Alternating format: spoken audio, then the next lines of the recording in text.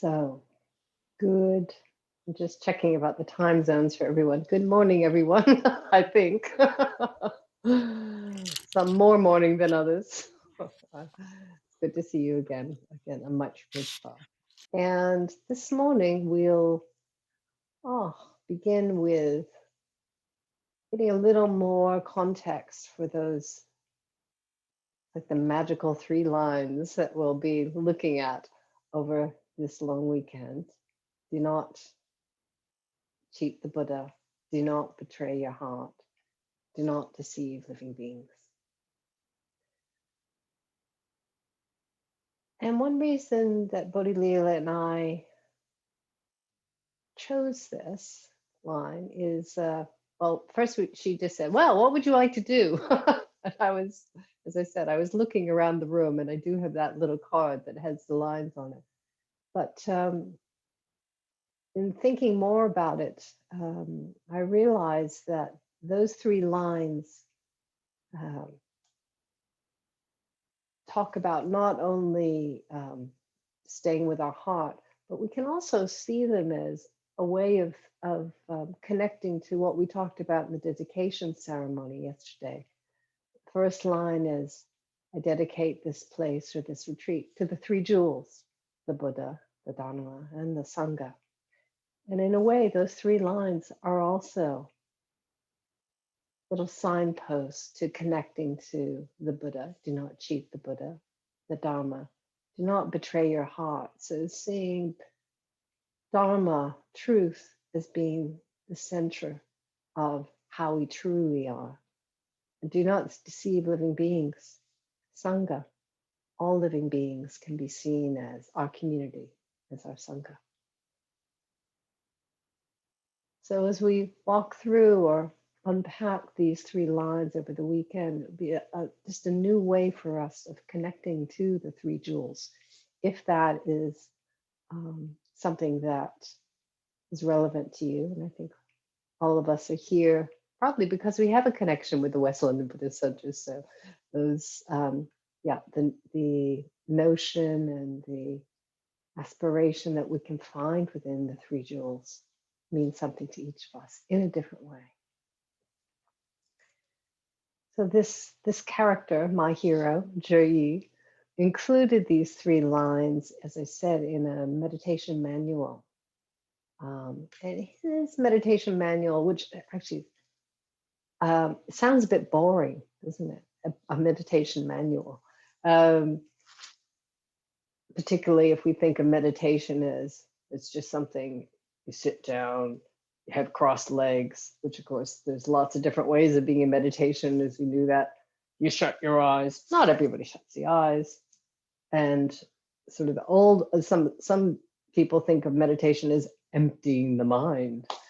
So, well, after you write that in a manual, there's nothing else to say, is there? If your mind's empty, there's nothing to talk about. So in fact, meditation isn't just about emptying the mind. And his meditation manual is really about looking at another trio of a way of practicing in our body, which we talked some about yesterday, practicing with our speech and practicing with our mind. And we can bring our heart and our truthfulness and our kindness into all of those things. And we can also bring them into these ideas of cheating, betraying, deceiving. I quite like approaching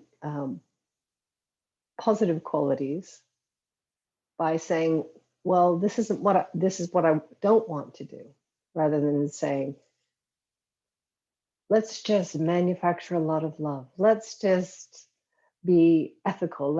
Well, sometimes it's helpful to see, well, what does that mean when I don't do that? Oh, that means I'm cheating. Do I feel comfortable cheating? Is that something that I would like to say, yeah, I cheat on that. I cheated on the Buddha. I cheated on my exams. I cheated on when I gave money to the till and I told them I'd given them a tenner and I'd actually only given a $5. All these sorts of things. Is that something we feel comfortable with? Sometimes we need these other ways of looking at how we'd like to act ethically, how we'd like to act with grace and something that we feel proud of. So we can see what we don't want to do, and that can encourage us about what we do want to do. And in a way, that's what Zhi did with these 3 lines. He was, as I mentioned yesterday, he was speaking to monks in a monastery. And one might think, well, they don't get much of a chance to cheat. I don't know if anyone's been in a monastery, but they're human beings. We are very creative about getting what we want, even when we're supposed to be practicing perhaps the precepts of non-harming and not taking what's not given, etc., etc. So he's talking on a very practical, everyday level of these aren't helpful. If you want to be following the 3 jewels, if you want to transform yourself, transform your body, your heart, your mind, you go to the nub of things. You don't want to cheat. You don't want to betray. You don't want to deceive. And he put these particular 3 lines. It's around, he looks at, as I said, body, speech, and mind. And he put these 3 lines in an area of the text where he talks about the body. So how we are with our body, our whole physical shape. So when I say body, it isn't just sometimes when we say body, we just think of this torso thing, really. But it's our whole physical shape from the tips of our toes to the top of our heads, and let's fill up our screens here, because I feel like we're all it's like being on a little yoga mat, isn't it? We're all in these little rectangles, but actually we can take up all this space. So this is what we're practicing with, this whole being, externally and internally. Yeah, exactly, Sue. Thank you for filling that space up. Feel free. Yeah. So yeah, he was telling people we can use our body, we can connect to these aspects of the Buddha, the Dharma, and the Sangha with our body. And we can do that in thinking about qualities that we don't want to cultivate. Cheating, betraying, deceiving. Well, that gives you a general context for what Zhi was. Sometimes I almost think he was wagging a finger a bit at his monks. Maybe they were up to a bit of, maybe they were taking too much rice because you're only supposed to have a certain amount of rice. Or maybe they weren't doing their share of the work duty. Or maybe they were, they were cheating a bit on this or cheating a bit on that. But I'd like to not wag my finger at you, because I need to wag my finger at me as well if I do that, because we're all in the same boat of trying to work with how we are and help the positive things blossom. Notice the unhelpful things and say, okay, do I need you anymore? Let me work at letting you go. And that can take 5 minutes, or it can take 5 years or 50 years. But the process itself, if we've engaged in the process itself, that is the positive thing. It's the seeing, and then we can move towards what we want to do with it. We see something, can choose what to do, then we can move from there, what to do about it or not. So this first line, do not cheat the Buddha. I've been having fun thinking about this for a while. And I think I was spurred on, particularly when Bodhi Leela said she was intrigued by this line. There's something about intrigue that I think maybe it sort of ramps up my competitive nature. Oh, I really need to dig into this one a lot. So what does cheating mean for me? And as I'm talking about things, I would really encourage each of us, each of you, I feel like us, it's not me and you, us, each of us, to think about, what does cheating mean for me? So you look up a dictionary, a thesaurus, there's lots of things about that, different ways that we can think of cheating. Cheating can be, as we know, taking, in a way, it's taking the not given, to use a, which is almost like stealing. It's not like we're cheating at cards with the Buddha. We often think of cheating at cards. I don't know, maybe you do play cards with the Buddha. We'll get to what the Buddha means to you in a moment. But cheating, is that faking something? I think it might also be, we might think of it as selling ourselves short. We're cheating on our truer, stronger, kinder self. We're not offering the respect that's due to us or to other people by cheating. So thinking about, what does cheating mean to you? And let's think of it also in terms of cheating with the body,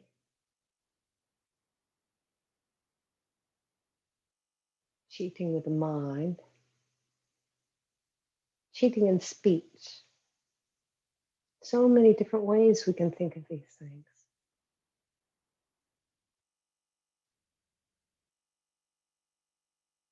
So what I keep coming back to again and again as I think of this is that thing of selling ourselves or selling someone else short. I don't know why that phrase keeps coming up, but that's I'm just speaking from my personal experience today. That's a term that comes up. So, and in a way, that feels like cheating. If I, for example, if I see, well, I can use the example of my friend Bodhi Leela here. If we're talking and Bodhi Leela pops up, if I, she's done something and I admire it, and I don't take the time to say, I really like that, Bodhi Leela. That was great. In a way, that's selling our friendship short. It's selling myself short, selling our connection short. So taking the time there to not cheat with my speech, but be generous with my speech. Sort of the other side of cheating is a positive way you might think, but is being generous. Can also be being generous.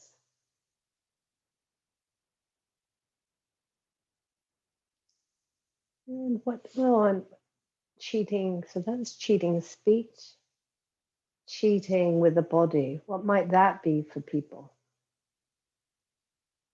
How might you underestimate yourself or hold yourself back from what would be a positive experience?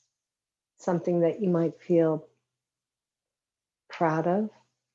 There's nothing wrong with feeling proud if you're developing positive qualities. If you're looking at a person here I know is a wonderful cook. I've had the great fortune of eating some of her cooking.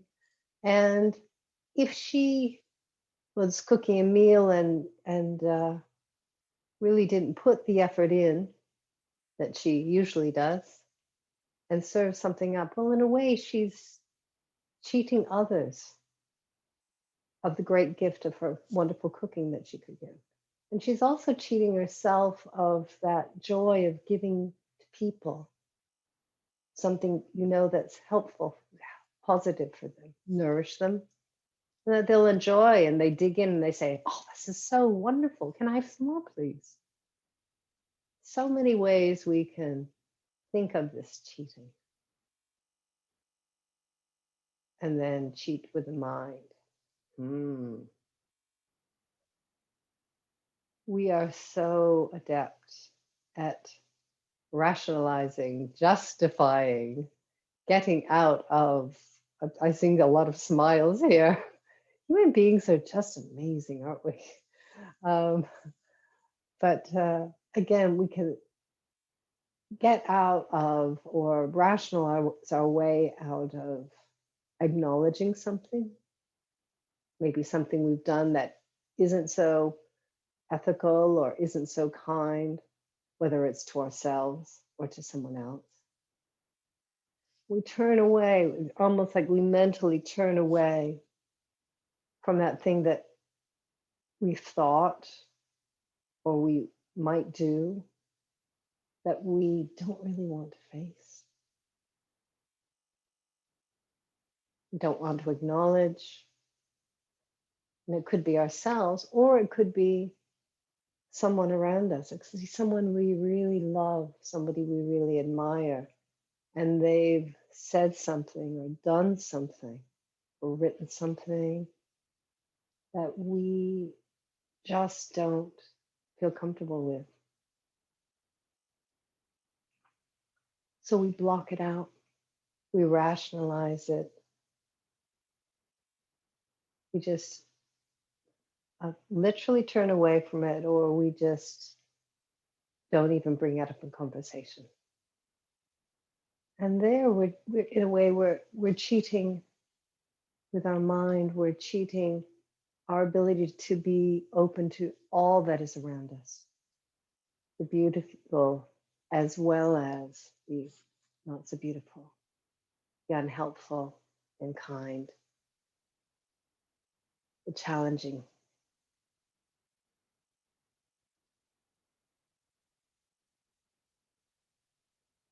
So in a way, that's sort of the body, speech, and mind of cheating. But what I really would like people to think about is cheating in your own experience, whether you've done it or been the recipient or have been someone's cheated on you has quite particular connotations, and I don't think it's helpful just to go there. But yes, sometimes somebody's done something and you've not benefited from it. So that's, as I said, that's the cheat side. And the other of this first line is, do not cheat the Buddha. Well, we could spend the next, I don't know, 10 or so years talking about what the Buddha means to each of us. So we can think of that, the Buddha, in so many ways. You can think of the historical Buddha. And often when I think of these lines, and if I think of the historical Buddha, I remember being at a retreat center back when I was with Triratna in the States. So not far from you, Christopher, there's a Triratna center in New Hampshire, Aryaloka, which you might be familiar with. And this was about 20 years ago. And this retreat, we didn't have a dishwasher then. So when you were on washing up duty, you knew you were there for the long haul, particularly if there's 25 people on the retreat. So there's a lot of washing up to do. And I remember a person there, a fellow named Viduma, and he always seemed so good-humored when he was doing the washing up. He was generally a good-humored man anyway, but he seemed particularly good-humored washing up. And you thought, this must be addressing something interesting in his psyche.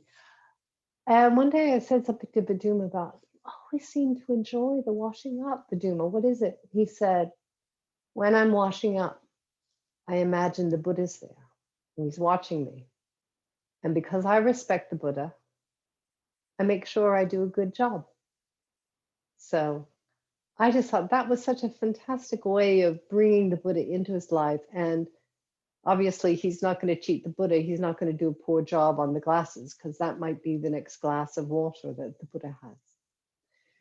So I thought that's a lovely example of bringing the notion of a historical Buddha into our life, but not in the sense of, oh, I'm scared and I have to do a good job, otherwise I'll get in trouble.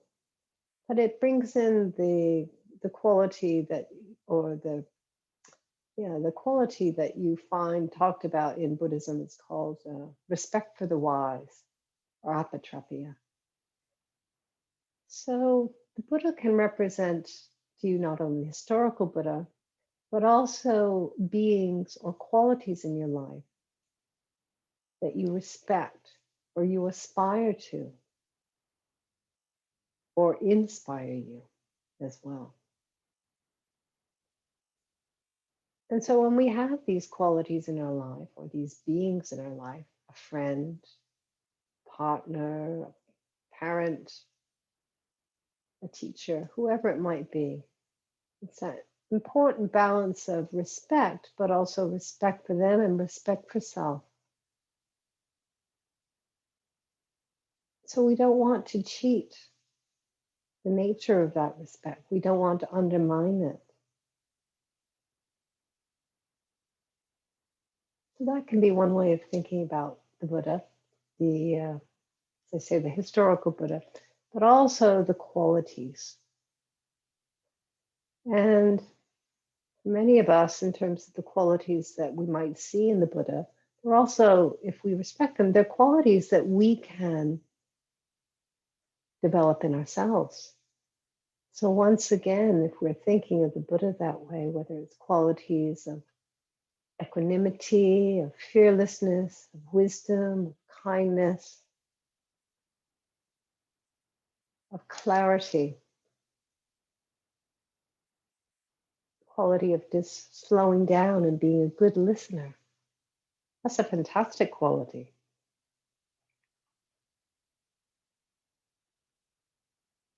By not engaging with that quality or not keeping that in mind as we move with our body or speak or think about things, we're actually once again selling that quality and that its role in our life short.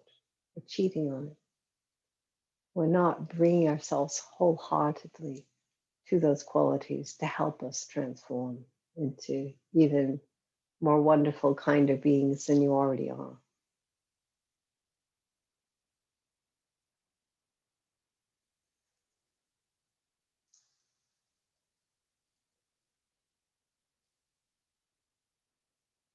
And I think over time, and even over the course of a day, how we might think of those qualities or how we might think of the Buddha or a Buddha is going to change depending on what's going on in our heart mind, in our everyday conditions.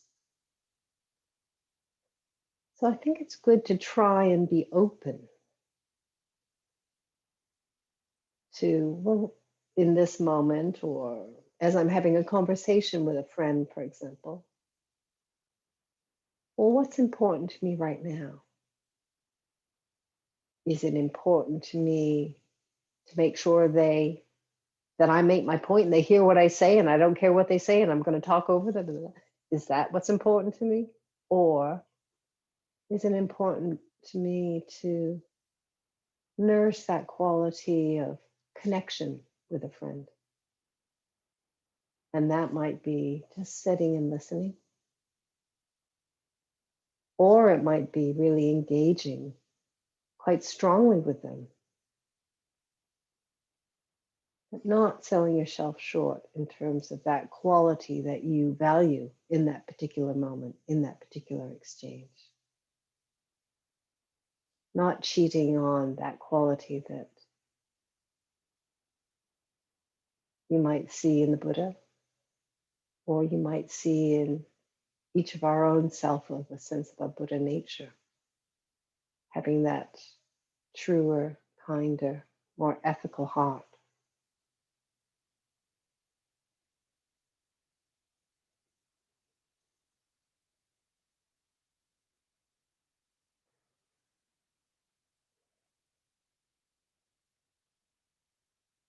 This morning, after we had the morning meditation, I went out for a bit of well, I tried to, it was more like a trot rather than a run. Because I find it's very important to trying to, as it were, walk the talk when we talk about looking after the body. But these last few months, I've been visited again by asthma quite a bit. So which I hadn't had for quite a while, and it's doing better. But the running that I used to do, I'm not quite able to do at the moment. And as I was doing it and having going out for this little run and trying to and running along, and I had to decide. So what do I do? Do I try to go for a long run and then feel unhappy with myself because I haven't been able to do it? Or, and so in a way, sell myself, be hard on myself and make it more difficult to recognize or to achieve. I don't even want to achieve, to engage in my body in a way that's healthy, but do it in a way that's possible for me. And that's not going to cause me harm, and also not going to cause me emotional and mental stress. So do I go for a long run? I thought, no, that's not going to happen. And then quickly I use the excuse of, oh, well, I've got to be back to teacher later. So is that a cheating? I don't know. But then I thought, well, I'll just run for a while. And then if I have to walk for a while, I'll do that.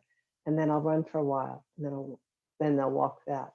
And that way it felt like I wasn't selling myself short on looking after myself, but I was being realistic about what was possible for me, what was sustainable for me, and also that I could come and be with you here and not be sitting there with my tongue hanging out of my mouth, exhausted. So not cheating on my well-being. And well-being is a really important part for me, of how I practice, how I aspire to develop the Buddha qualities, because I need to come from a steady, solid, kind, and as healthy as possible base as possible to keep encouraging and nourishing these different elements that I find I respect, that I aspire to, that I see in the Buddha or different Buddhas. So it's just being realistic about what we can do. And that way we can move away from the all or nothing view. Because when we have that all or nothing view, we can avoid, or once again justify, not writing that difficult email. Oh, I'll never be able to do it in a way that they're not upset. Well, it's important I don't cheat, don't sell myself short on that communication. I'll step in, I'll do my best, and that's all I can do. So it doesn't have to be perfect. I don't even know what being perfect is. But if we come at things with that sense of awareness of what's going on for us right now in our body, in our mind, in our heart, what's going on in the conditions around us, and bring in qualities that we aspire to or we already know are in us and we can bring forth.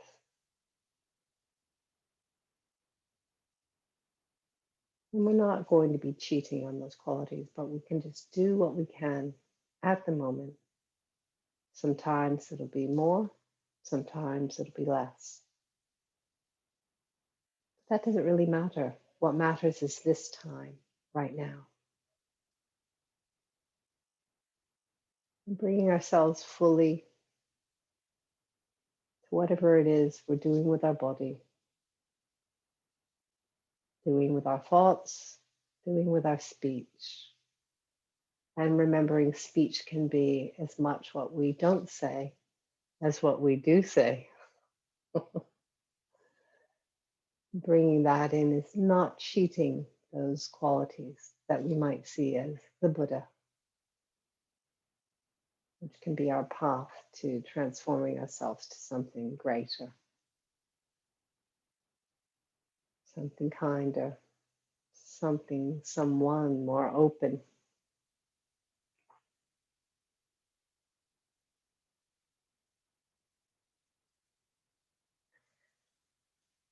I think that's enough about cheating and Buddhas for the moment.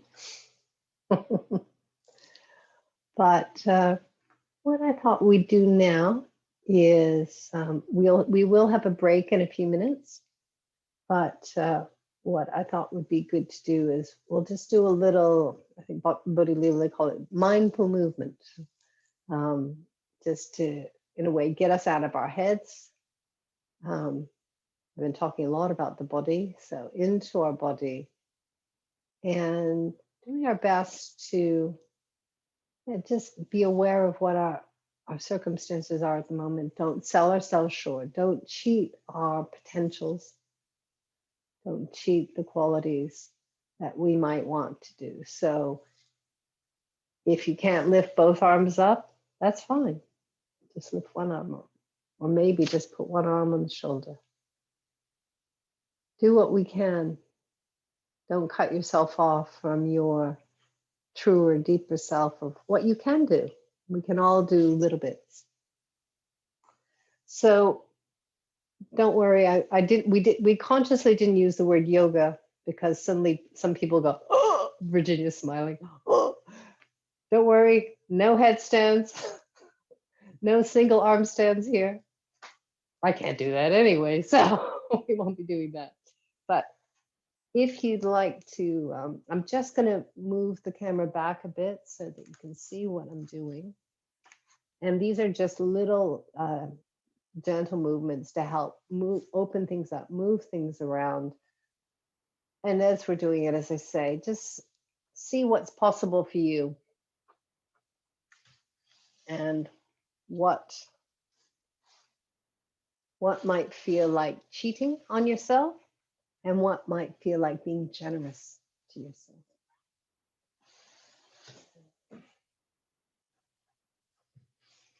There we go. Okay. So you can continue if you're sitting on anything, whether it's, I know some people are on their sofa, that's great. If you've got cushions, you might want to still sit on one cushion or a couple of cushions, that's fine. If you've, so I'm just going to sit here. I'm going to sit with my legs in front of me like that. But if you want to have your legs out front, straight, fine. Or even if you want to have the knees up, that's fine.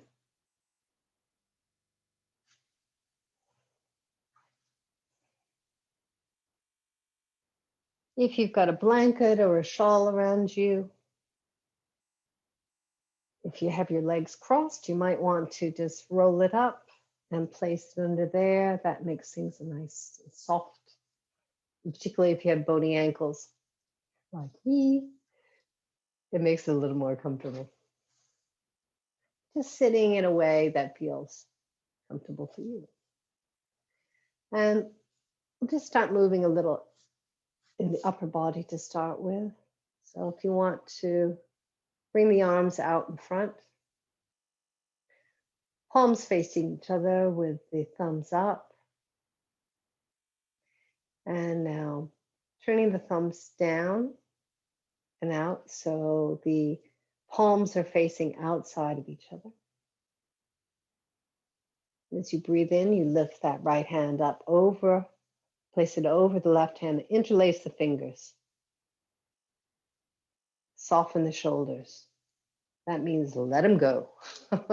Soften the elbows. Bring those hands back down towards the belly. Now, as you breathe in, if you feel comfortable, see if you can draw those hands up the chest towards the chin. And as you breathe out, let them roll out.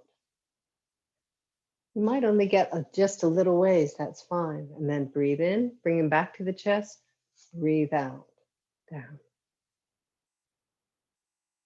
So experimenting with what works for you with this. It might be, I've broken one elbow several times, so I've been doing this one a lot for years to help keep things moving. But this is one of those things you do a little bit every day and helps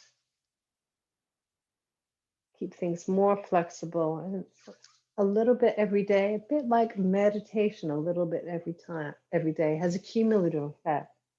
And you might find if at the moment you're only going part way up, maybe you do it a little bit every day.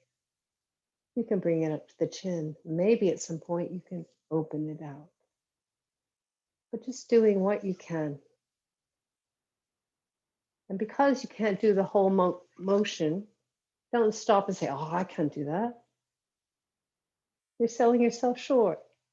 You're cheating on your body's ability to explore what it might feel like. Okay, and now release the hands, probably with some relief. Give everything a shake. Maybe shake out the elbows. Some people talk about this is Bollywood arms. If you're a Bollywood dancer, do that.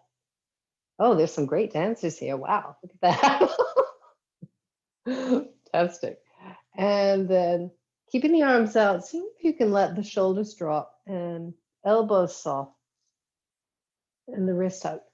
And I've come to think of this, and I know some people talk about it as cormorant arms. You know how cormorants are big eagles? They hang their wings out to dry like this. And they just hang out like this for ages. So instead of saying, oh, I can't do that, well, see what you might be able to do. See if you can find that sweet spot. Maybe you can only do it with one arm. Maybe there's difficulty with one shoulder. Maybe you can just bring the elbows down to the waist.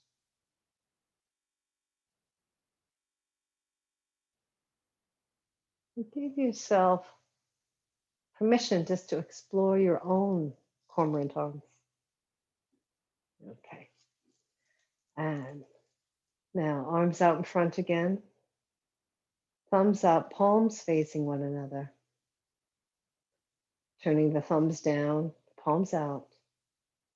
And this time lifting up the left hand over the right, interlacing the fingers. And seeing how it might feel different this time. So maybe last time we thought, oh, I can't do it. Maybe this time it feels great. Or the other way around. Soften the shoulders, drop the elbows and hands.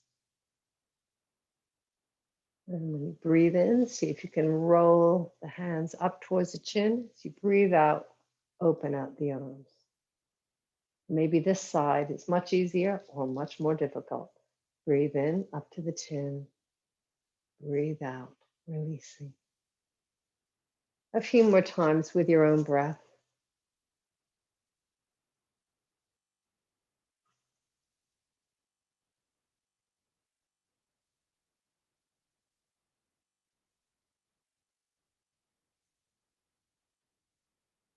So maybe you aspire to bring in the quality of mentally flexible, yeah, or emotionally flexible. So maybe you run into conversations with friends. There's so many conversations that can be quite challenging. Maybe you have friends who have different views from you about, for example, vaccinations. Well, seeing if we can be open, flexible in how we are approaching it. So I think working with the body to encourage flexibility just reminds us flexibility, we can bring it in different ways. It's not just physical. It can be emotional. It can be mental. Releasing, shaking it out. Some Bollywood arms. Gosh, it looks like all I need to do is say Bollywood arms and everyone goes like this. Fantastic. Cormorant arms.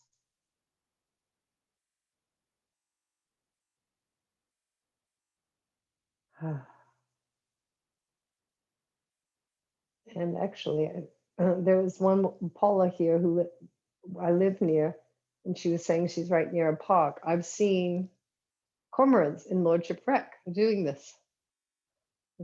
And you think cormorants in North London? They're here. So don't assume, don't cut ourselves short from seeing what's around us. That's another way of cheating the Buddha, cheating not seeing what is actually around us.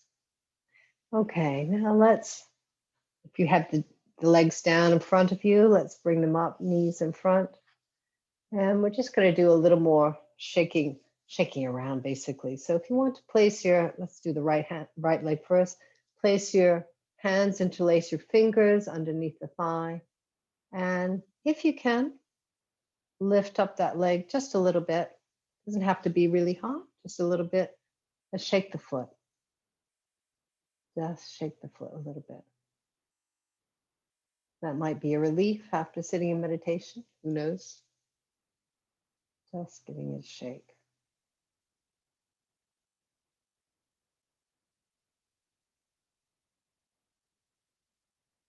And let's see if we can spread the toes. Give in some more space, bring more space into our experience. And then release the foot, release the toes. Lift up the foot, spread the toes. And that might be a good reminder sometimes when you're feeling a bit tight or frustrated or about to underestimate or undersell yourself. Spread your toes, give yourself more space. Release the toes, release the foot. And now put that right leg down.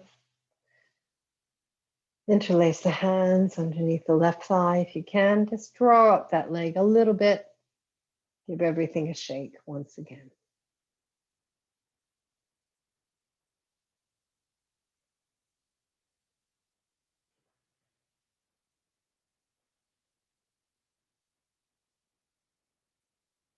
As I do things like this, I often think of my mum, who's 95 and still very much with us. I Skype with her about 3 times a week, which is pretty impressive. She lives in the States. And she had polio when she was 19 and recovered fairly well. You can stop shaking your leg now. And she had a year of physiotherapy and recovered fairly well. And then a few years ago, she broke an ankle.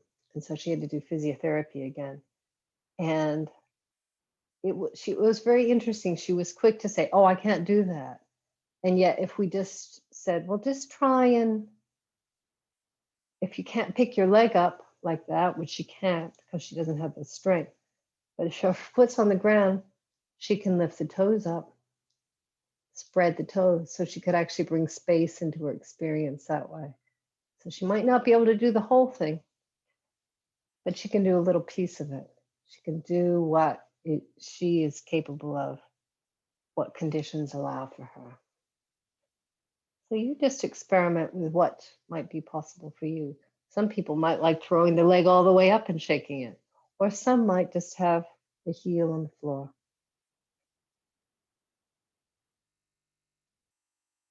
But don't fake it. Don't undersell yourself. Just doing what you can with honesty, with kindness to yourself. And I also think it's always helpful to have a sense of humor.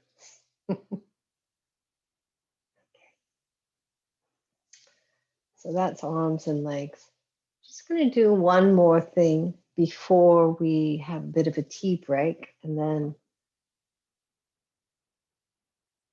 we'll come back and have more of a meditative practice.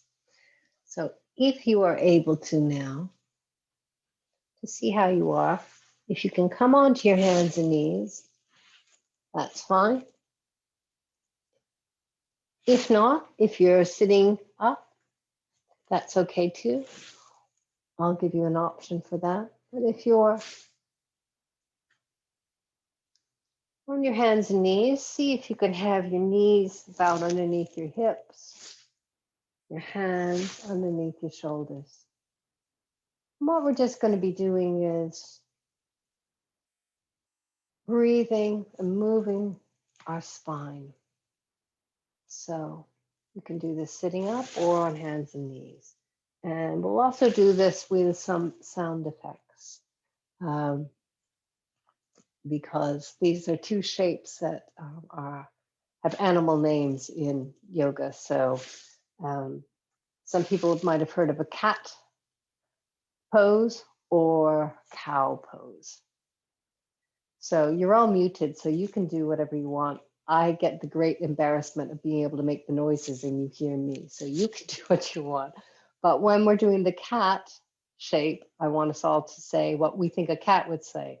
Meow. And then when we do the cow shape, we can do the cow noise. Moo. Don't underestimate what you can do. Just give it a shot. Be curious. Don't cheat your chance to have a bit of fun here. So I'll show the hands and knees first, and then if you're sitting up, I'll show you as well. So we'll start out as we breathe in, we let the tailbone, let our bottom go down, let our spine go up, let the head come down. We're a cat now, arching our back, and we say, meow. And then as we breathe out, we let the tailbone come up, the belly goes down, we look forward, and we're a cow, and we say, moo. And if you're sitting doing this, you can do the exact same thing. So carry on doing your cats and cows as I show people sitting up how to do. So if you're sitting up in a chair, what you can do is just lean forward, stretch the arms out. So you're bowing the chest and you can say meow. And then to be a cow, you can lift the chest up, move it forward, roll the shoulders back and say moo. Meow. Moo. I realize this is being recorded. Oh my goodness, this is funny. Meow. Moo. But don't underestimate again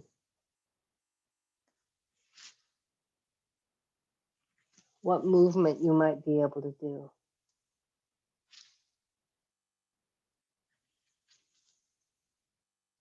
Don't sell yourself short on this opportunity to get into the body, explore what's possible, be kind to yourself as you are right now. As Buddha Lila was saying in that poem from Ryokan this morning, delusions and truth, you find them in the heart. And let's see if we can see which are the delusions and which is the truth.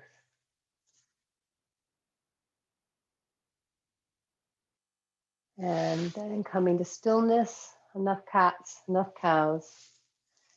And if you're able to, if you're on your hands and knees, you can sit back to your heels or just sit on your cushion. If you're already sitting on the sofa or a chair, just sitting up.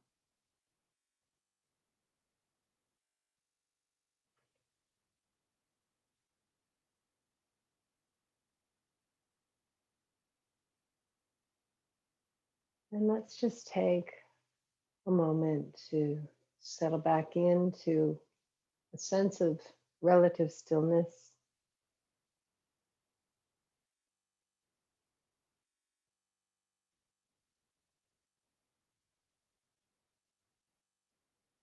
Bring the palms together at the chest if you wish. Soft breath in, lifting up, gentle breath out, just bowing forward to each of us, helping support our practice. Do not cheat the Buddha.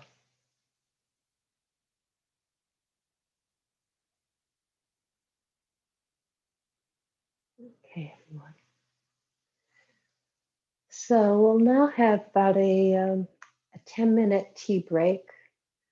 And so if you want to make sure you're muted, if you probably are already, get your tea break, or as somebody says, water in, water out, blue break as well as you need to.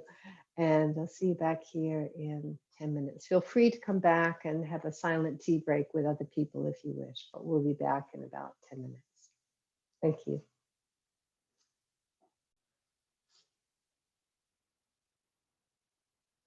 This is where we get to check out each other's teacups. We get to check out each other's teacups. Ooh. See, the sound is out of sync though. Yeah, that's what I'm saying. Just try. Thank you.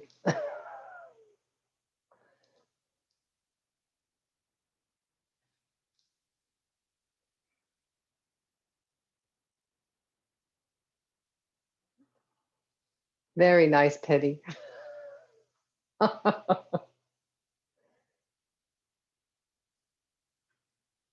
it. Right now, yeah, we can show each other's mugs if you're so inclined. I've got rabbit on mine. Life finds a way. Nice, Penny. That's nice, Craig. I can't quite, something can do, but not. I just like the can do bit.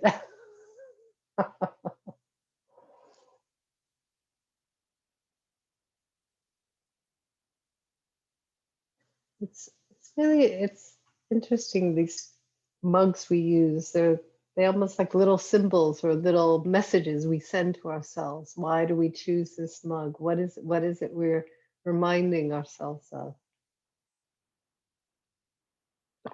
All these little ways we tell ourselves things, we send ourselves messages, or we send someone else messages.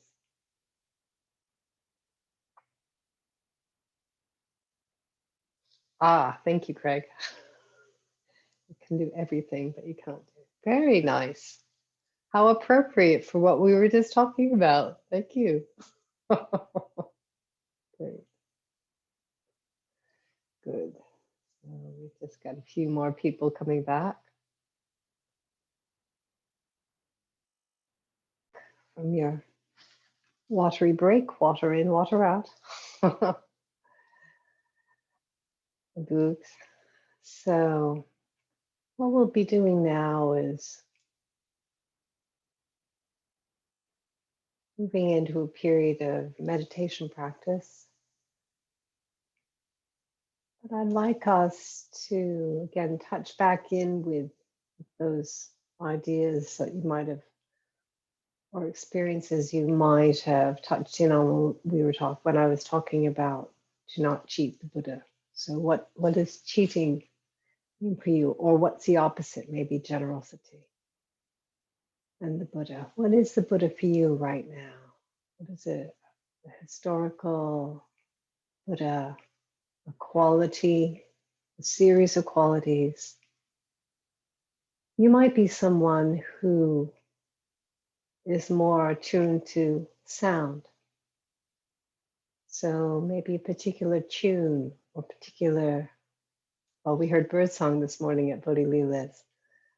There might be something around that you would hold up as something that you aspire or respect. Maybe the lightness of a particular birdsong or a particular instrument. Or you might be someone who is very much visual. Or you might be about colors. Someone was talking earlier about engaging with colors. They were having a sense of colors in their meditation. It might be images, or it might be sensations in the body. Some people are very body-based. Or maybe you're a foodie. Maybe you love the taste of things.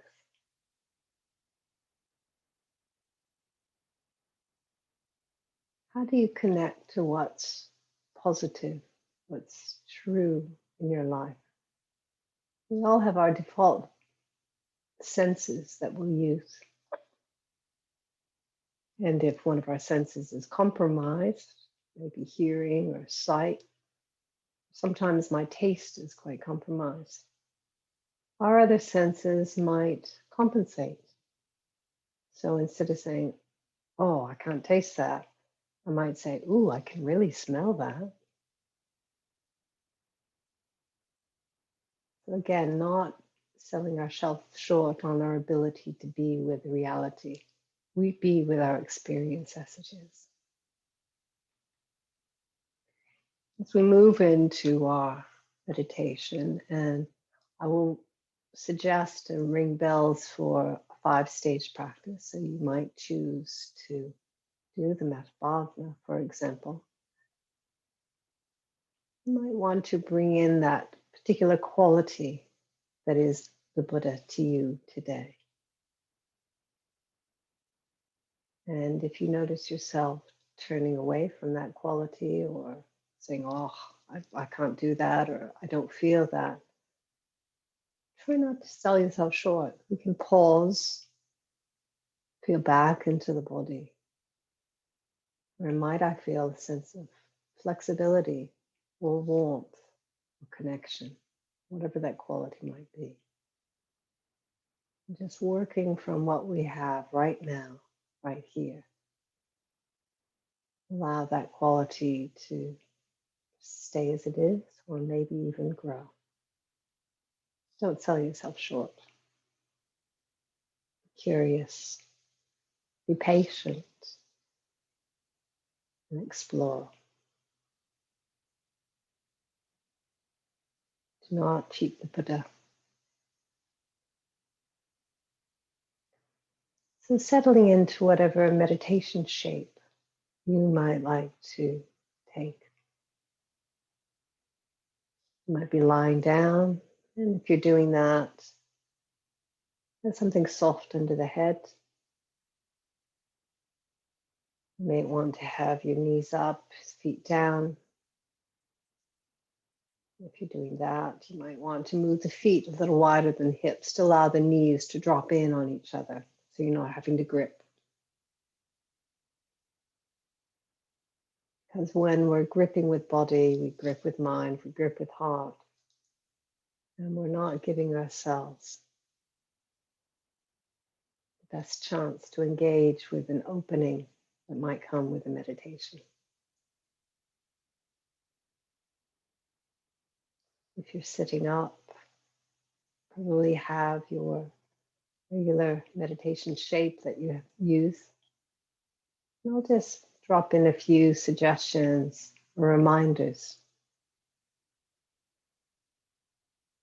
And feel free just to let my words wash over you if you know what you're doing and you're happy with it. But sometimes it's helpful just to listen to a different voice or a different suggestion, and also recognize our body is different every day.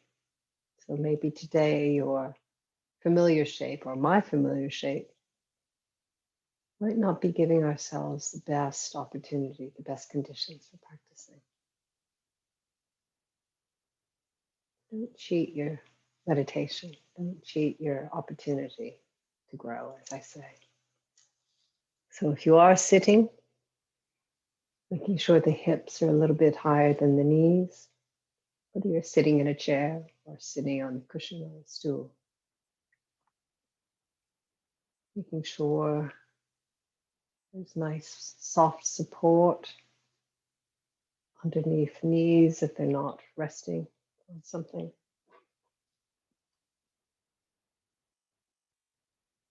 Making sure you're warm enough.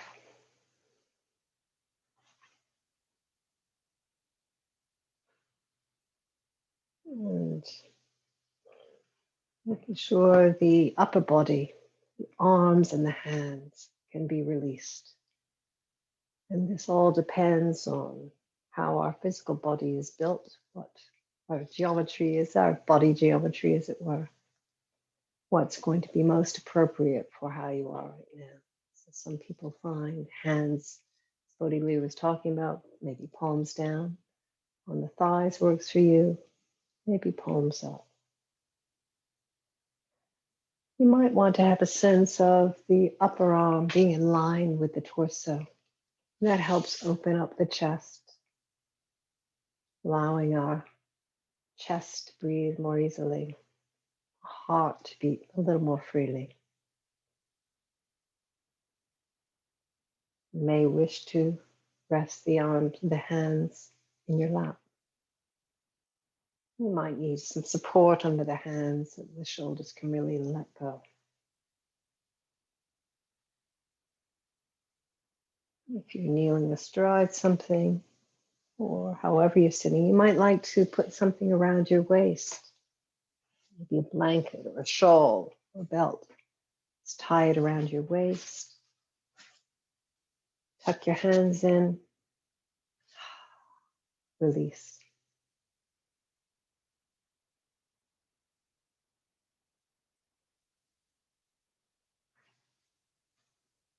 You may well wish to turn your video off while you're meditating to give yourself one less visual input while you practice. Please do that if you wish. Or you might like to let the eyes shut. If you have the eyes open, just letting the gaze drop. Maybe about a meter in front of you to something not moving. As our Chinese monk Zhi says, you can close the eyes, but just to the point where light's not streaming in. Not shutting out what's around you, just subtly connecting to it.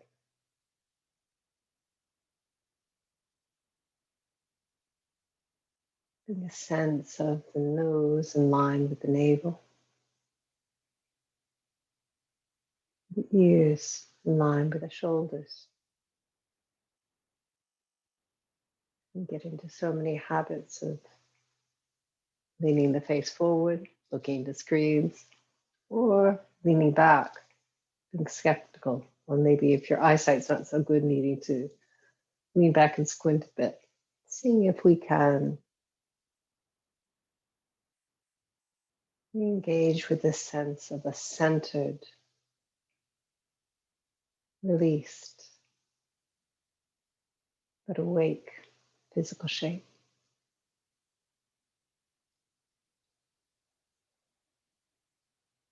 Physical shape, the body is soft, feels warm and safe and supported. Might allow ourselves, the heart might feel safe to open a little bit more, be a bit more curious,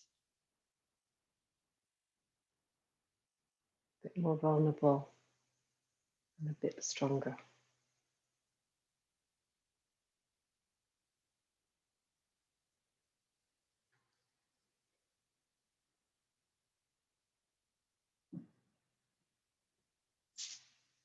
Remembering that quality is the Buddha for you today, or the physical Buddha.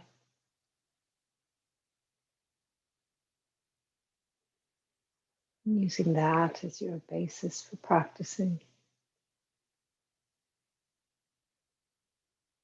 Feeling that quality in self and wishing it for others.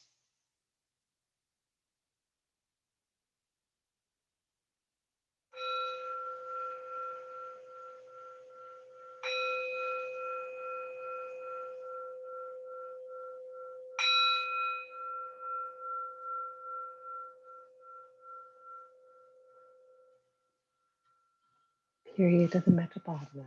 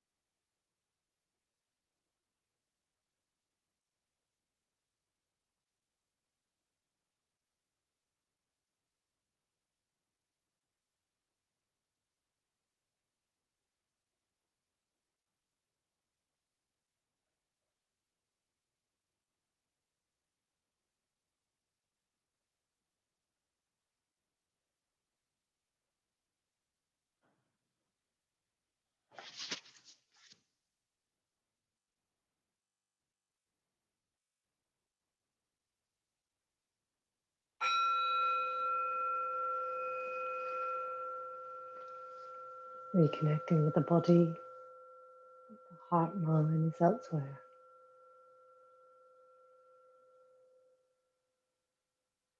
Do not cheat the Buddha.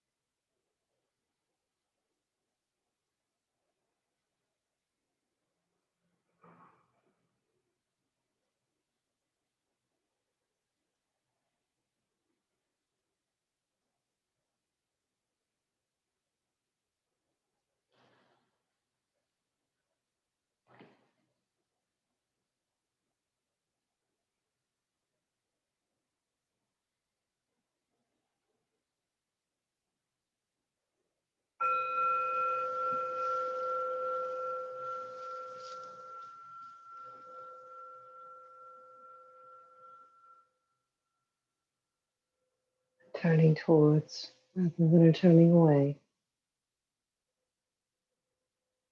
Do not cheat the Buddha.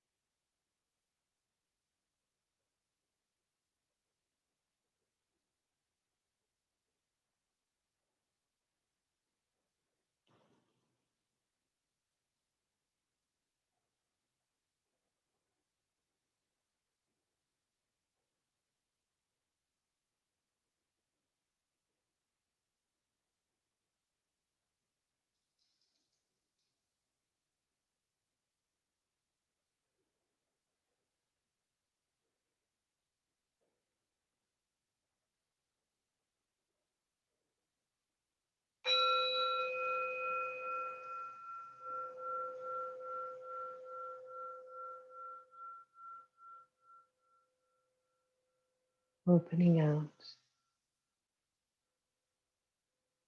imagining, smelling, hearing, seeing that quality touch, beings close and far. Do not cheat the Buddha.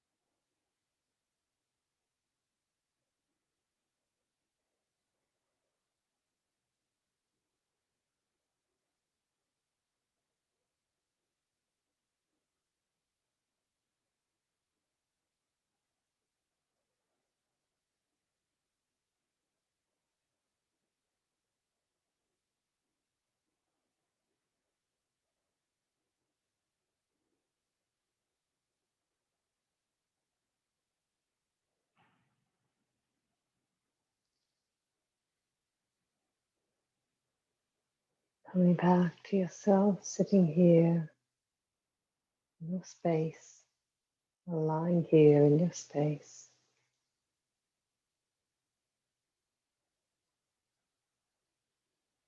Feeling how your shape is right now.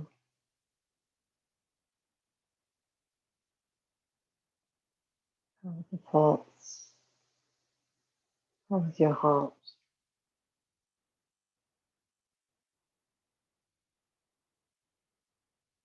And gently beginning to bring a little more movement into the shape. The spacious toes wiggling, hands spreading. If you're lying on your back, gently rolling onto your side.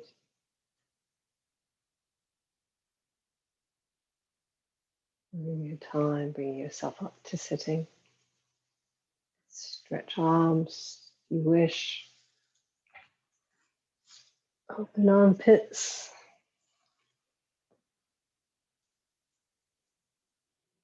Turn the head softly from side to side.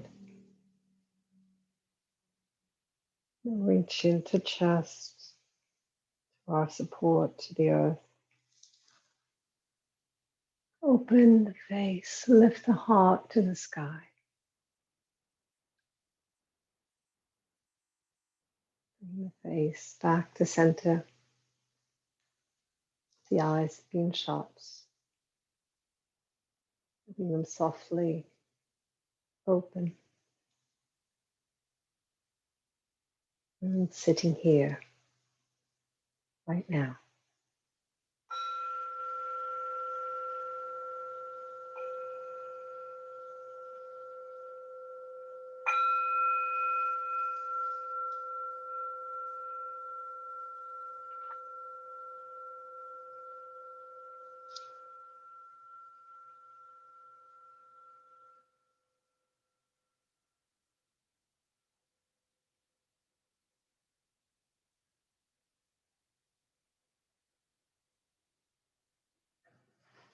So much. So just a quiet reminder, as there may still be some people meditating. We meet again at 4 o'clock and we'll have groups, breakout rooms, to use Zoom jargon. And if there are two of you in your little rectangle at the moment, if it's possible for you to come in on separate devices because you may be in separate breakout rooms, that would be great. If that's not possible for you, let us know. If you just want to email us at teaching@westlondonbuddhistcenter.com, that's fine. But if you could, separate device would be good. And if you can try and log in just a few minutes before 4, just to make sure we're all there. Lovely. Enjoy your space. Touch into your quality. And be your own Buddha. Bye-bye. Anything to offer, Bodhi Leela? Is that? Yeah, that there may be an opportunity for some questions and answers and some ritual and a little bit of meditation as well as the groups. The room, sorry, yes, of course. Yeah. Yeah. Yeah. Well, good. All right. Thanks for that reminder. Great. Thank you, everyone. See you in a few hours.